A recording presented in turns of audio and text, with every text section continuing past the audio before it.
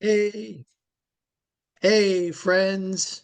It's your intrepid warrior, David Lanjuli with fundraisingleadership.org. And I'm here with somebody, and the drum roll, please. Somebody. I'm just somebody today. Okay, whatever. Hi, friends from Fundraising Leadership. It's Margaret Katz Can. And Somebody special, Margaret. oh, You see, thank see you. there I was putting on the icing like a little thick there for you, because that's going to be the topic of our It's conversation true. today. Yeah, that's right. Today we're talking about thick icing, aren't we? So I just layered it on there for you, a little oozy, little practicing empathy as opposed to being empathetic. Yeah. Yeah. So the idea for our topic today came because David and also our other partner, Michelle, and I are doing kind of a refresh on this program that we spend a lot of time talking about, the Positive Intelligence Program. And we were listening to the leader and instructor of the program, Shirzad Chameen, talk about sales. And he used this term that I had never actually, I think he was talking about influencing, and he used a term that I had never heard before, where people in sales, and I'm going to go ahead and add, and fundraising are taught how to have empathy techniques. And I Empathy thought my brain was techniques. going to explode. I'm like, what the hell is an empathy technique? Of course, I know. And I'm like, wait, that's what people are taught. So I Mhm. had a moment there. I thought, we need to Yeah, talk about this. This must be discussed. yeah. It's like when you layer on the icing so thick. That's an empathy technique, right? Um, People, including you, Margaret, I suspect, could, and I was fooling around a little bit there, and can smell that stuff from a mile away. Like Yeah. when you're trying to use an empathy technique. Well, Uh, let's just talk for a minute. I mean, I'm sure that Shirzad Shameen, who I always call Shirzad, even though I I don't really know him, but in any event, he was referring to some specific things. So in case our listeners, maybe let's just talk about what would be an empathy technique.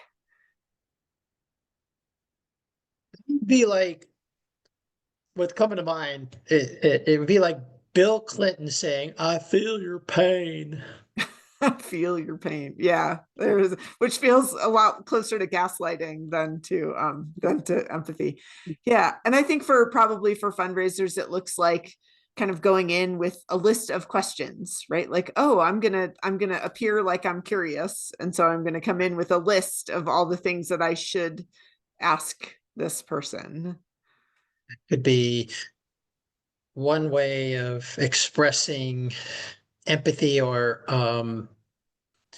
yeah, there's a difference even there between being genuinely curious and having a list of questions Yeah, to yeah, look like you're being curious.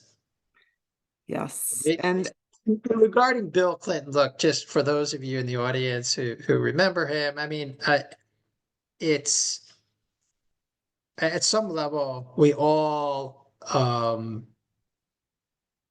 can exercise this. It's a natural, almost human emotion, if I could call it that, empathy, like actually feeling someone else's emotions or pain. And I'm sure he has that down too. It's just that in my recollection of it, it either the way it was characterized or the way he expressed it seems somewhat ingenuine. right, maybe more along the spectrum towards manipulative than Yes, heartfelt. yes. Yeah, So this is kind of what we're getting at the heart of is actually being empathetic, actually feelings. Actually, it takes something to allow yourself to, in genuine empathy, I believe, it takes something to really allow yourself to feel someone else's pain or emotion. And that could be on the positive side of the emotional spectrum as well. Like joy. Some people, foreboding joy, what Brene Brown talks about, right? She would always cut it off, Right. right? Yeah. Yeah. And there are, So, mhm, yeah, there are people who walk around just exuding sunlight from them, right? I mean, not every day, all day long, but there are people where they walk into a room and their joy is just palpable, and it's mhm, fun to just let it wash over you, right? right? And Yeah. similarly with emotions that are more uncomfortable for us, right? When Yeah. somebody is in a space of grief or frustration or heartbreak or Mhm. anger. Who I don't know about anger, that I want to feel other people's anger. Well, see, this is the thing about yeah, I'm glad you said that because this is where maybe you get stopped, and we all gonna get stopped somewhere. Like, no, no, no, I'm not gonna like. By the way, I think I don't know that I've ever gotten anger. Anger is one of those emotions I've been working on for many years, and I don't think you've ever experienced my Hulk rage, but I would expect it would be very unpleasant for you, but I also know you that you could probably withstand it. Well, And I've had a lot of the reason I don't like it is I've had a lot of practice with standing people's anger. yeah, and I'm not proud of it. I mean, look, I've written about this many, many times. There's an essay in my forthcoming book about, about anger and skillfully um, using anger because it's there as an emotion. It has a useful purpose. Yes. It's just that some of us, myself included, uh, are unskillful in its I'm becoming more skillful in its application. But I know you very well. So, some people get stopped at um someone grieving. And so for example, if you're a fundraiser and you're meeting with a donor and your donor is experiencing a loss and has a breakdown uh, in front of you, and you just want to step over that.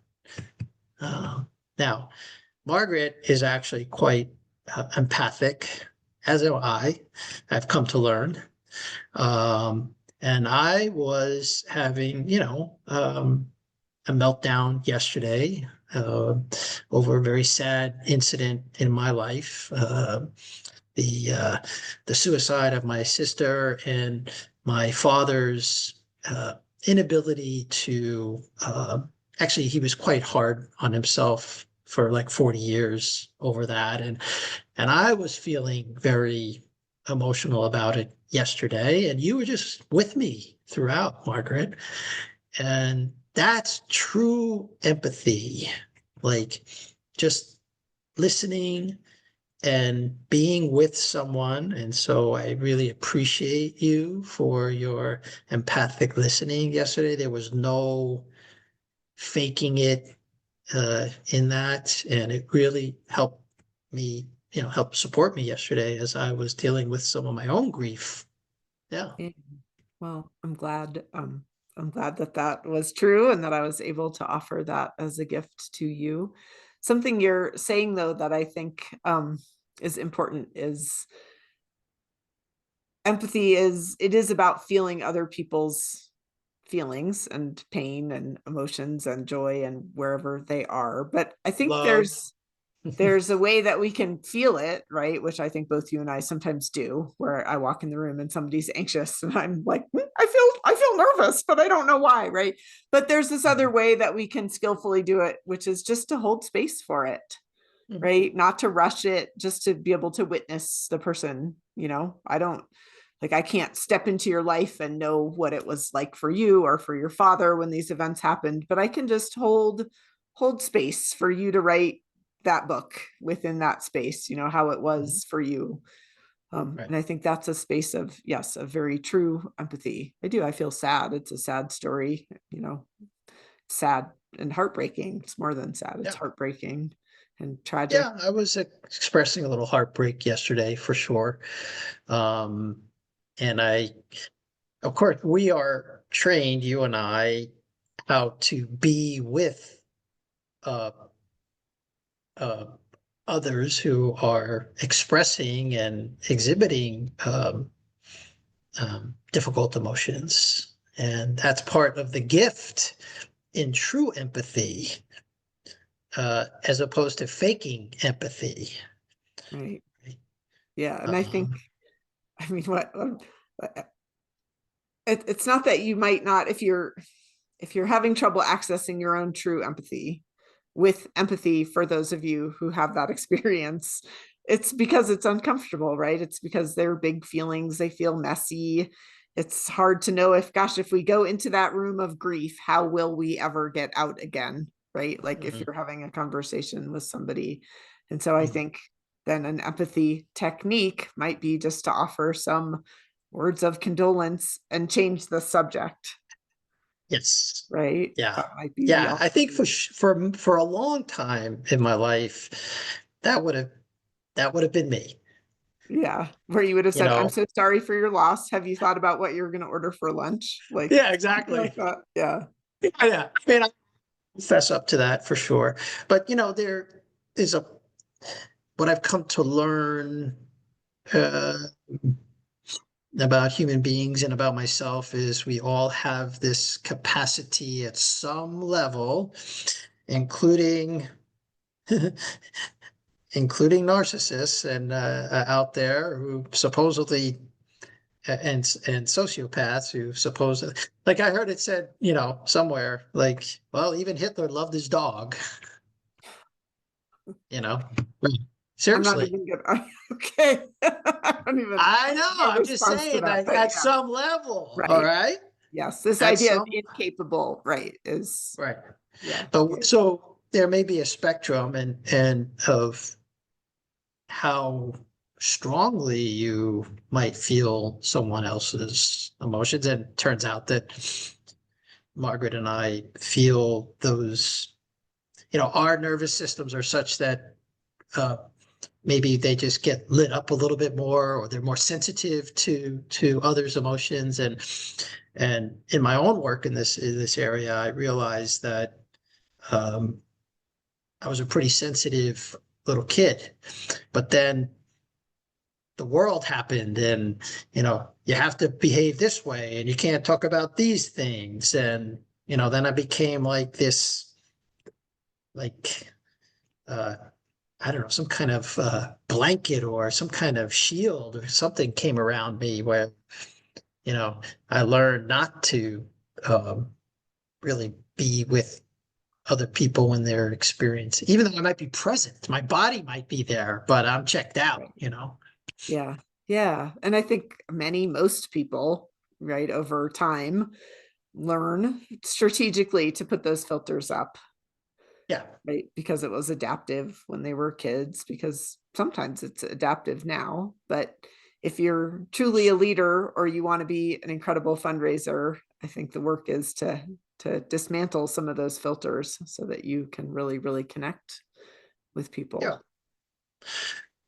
Right. And there's this uh movement that's been afoot for quite some time called, emotional intelligence. And uh, I would say some of that is just group speak. Like, I think organizations bring consultants in so that they can learn empathy techniques, so they could show that they're being more emotionally intelligent. And what we know from our work with leadership teams is that that's good talk, but in practice, it's maybe not. It's only about skin deep. Yeah. I mean, I think what we're learning, or one of the other things that I've learned from the positive intelligence program, is this idea of mirroring that we do Yeah, in our brains, that actually we're wired biologically to respond to what other yeah, people have going on, which of course makes sense because once upon a time we lived in caves, and we needed to be woken up if the saber-toothed tiger came to get us, right? So yes, we yes, were programmed and evolved actually to feel other feelings, to feel anxiety or fear, including fear. yeah, Yeah, of other people exactly. who are near us. And so, yes, I find if I am near a person who's sad, like my eyes prickle, like as if I'm going to also cry, even if I don't Mhm. have any idea who the person is or what's going on for them. Like I do think we're wired to be very, very connected to other people in ways Yeah. of empathy. But most of us learn to like stop that. Don't do that. Right. Yeah, I would say my experience of organizational life for many decades was that that was not welcomed in the workplace. Uh, Now, you may have been in a kinder, gentler organization in the Community Foundation of Boulder. But as I was sharing with Margaret the day before we recorded this podcast, I worked in a couple of organizations that were not so kind and gentle, um, hard on problems and hard on people too, you know? Yeah. Yeah. And some of these other ways we sabotage ourselves and sabotage our willingness to feel warmth and affection for other human beings, which would be live in the land of empathy, uh, is, our perfectionist, our controller, the way, we expect everyone to do it right and then criticize them when they don't, quote unquote, do it right. Yeah. Yeah. That's very hard on people.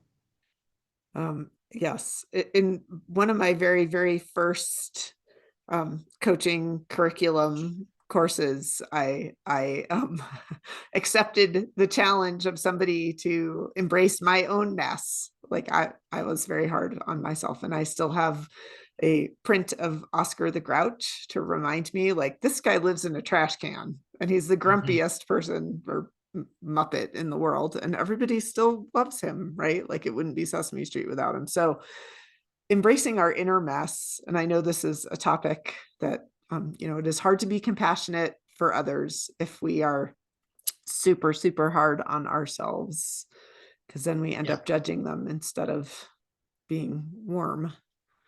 right. And even there, paradoxically, uh, for those of us, including myself, who um, up until recently could be very, very hard. I could be very hard on myself. Um, and and yet I used to be able to find it easier to generate empathy and compassion for other people than for myself. So that if you're in the audience and that resonates with you, know that you are not alone in this regard. And I think to the extent that you can be kind and gentle with yourself during difficult times, the more that grows, the more you can radiate that out toward other people and have develop a greater capacity to feel that warmth, kindness. We might even say love towards other people. Yeah, Yeah. you know. Yeah, one of the techniques is to imagine the other person as a child. Sometimes if you're super frustrated with another person, and this is less about somebody inviting you into a hard thing that's going on for them. This is finding empathy when people aren't actually all that nice, right? Yeah. Yes. No, that's so this is again paradoxically a technique that could help you generate genuine empathy, which is to just imagine what that person's life must been like as a child, or imagine their inner child, and then you can maybe generate a spark of empathy for them. When I'm having a hard time, when I see somebody being cruel, critical, um, unkind. I think to myself, wow, what happened to them in their life that has them showing up like that right now? And that's when I can start to generate some compassion for that person. Um, and that's that's me trying to, because I know the initial reaction would be to like, just judge that person. What a jerk. Yeah. Yeah, what a jerk, what an asshole. Uh, and I see a lot of that in society now, and this unwillingness to give each other a break. That'd be another form of empathy or compassion, is just to give someone a break, Yeah. Yeah. give yourself a break. Yeah. Those are not techniques. Those are genuine access points. I would call that like an access point Hmm. to empathy. Yeah. Right. To get whatever part of your brain that holds that lit up so that it Yeah. can join the conversation. Yeah. And and yes, Margaret, it is in the brain where the mirror neuron system lives, but it's also in our heart, literally in our heart now. We know now there's this connection between the brain and the heart. And so when you do feel that warmth in your chest, it's because of that brain heart connection. So, and there is something to be said for why we think of this as a heart-based practice. And it is a practice. It is a Uh, practice. yeah. Yes. And for some of us, we need more practice than others. It's true. Some of us need more practice than others. And I do think again for many people the biggest fear is that it's going to be awkward, again back to you're speaking to somebody and they're having an emotional retelling of a story or space that they have gone to, and we go to an empathy technique instead of true empathy because we're afraid that if we go in true empathy, it's like the maze room and we're never going to get out again, right? I think like, or it's going to be an abyss and you're not going to be able to. I think there's this feeling of like the bigness of these hard feelings that's so scary for people. Like, how do I get back out again? Yeah, I mean, um, there's some fear in there for sure. Like I've said this to you, Margaret, and others many times. It takes some courage, at least when you've made a choice like, okay, I am going to be more empathic and more compassionate in my life. Sometimes you have to really summon up some courage to just allow yourself to be with someone who's having a difficult moment and not get, you know, uh, wiped out by that wave or sucked under with the undertow, right? Um, and just be there for them. And if your own tears come up, that's okay. Like, to be okay with that. Yes, I'm raising my hand, sympathetic crier right here. That's me. Doesn't take much. Yeah. Yeah. Um, and for those of you who are fundraisers in the audience, or just leaders in general, I mean, uh, think about your what impact you could have with your donors or with people in your organization on the leadership team if you were just to start to open up a little bit in this way, in a very genuine way. Yeah. Yeah. Yeah. And David, you said this at the beginning, but I'm going to say it again. Like most people have a pretty fine-tuned BS meter for Hmm. techniques, for something that feels like a technique rather than something that feels authentic. So Hmm. they know when you don't really mean it. Yeah, this is not about um, somehow practicing empathy techniques so you can look good and avoid looking bad to your leadership team or your donor. Yeah. Yeah. And, right? maybe you go into the meeting with an intention of curiosity and one question, and then you challenge yourself to not bring the list of questions, but actually listen and ask the next appropriate question, as opposed to, making it more like an interview of some sort. Well, you know, I like what you're saying, like you said, meeting. So one place that leaders can exercise empathy and listening is in team meetings. So for example, uh, we used to do a practice when I was leading a fundraising team of clearing. And this was like on our weekly staff meeting. And we would hold our weekly staff meeting in the early part of the week. And people would be coming in. It was on a Monday or Tuesday. And people would be coming in with life happening over the weekend, right? And all kinds of life happens over the weekend. And um, sometimes people would show up with, very difficult things happening in their lives over the weekend. And just creating the space for listening, you know, as a leader, you say, you can come in and you can share and no one's going to judge you. And, you know, and, and you'll find that people really respond to that sort of environment. And if they can clear something that's been on their minds and the team can just listen and empathically and not judge them and make them wrong or, you know, uh, boy, they can actually clear stuff and get present for what is at hand. Wait, you mean this could be more productive? This could actually be All a this productive squishy feeling thing. stuff? Like I know yesterday, you and I had this conversation about my father and my sister, and I don't know how it came up, but somehow it came up, and in that moment, I could not do the work at hand. I could Yeah. not engage with you in the work at hand.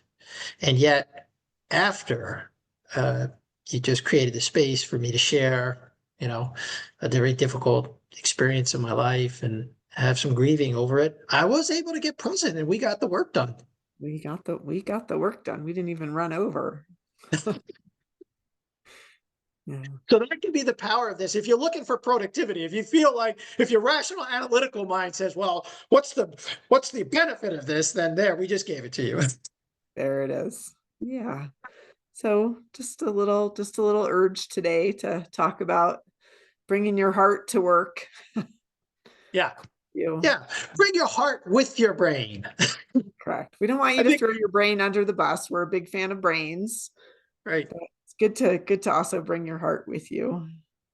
Okay. I think with that, we will sign off. Bring your heart to work and we'll see you next time.